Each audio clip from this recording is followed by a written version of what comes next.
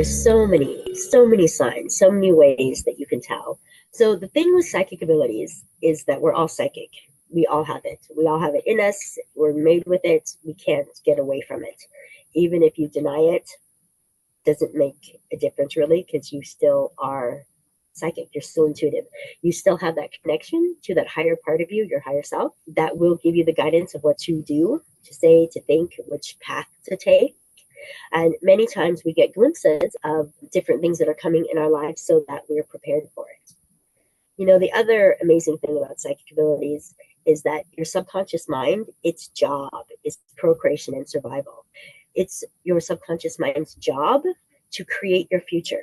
It's also the same part of mind that predicts it. So the likelihood that you're going to be able to foresee your future is 100% because you're the one who's creating it. So when you're thinking about psychic abilities, think about tuning into that spiritual part of you, or think about tuning into your subconscious mind.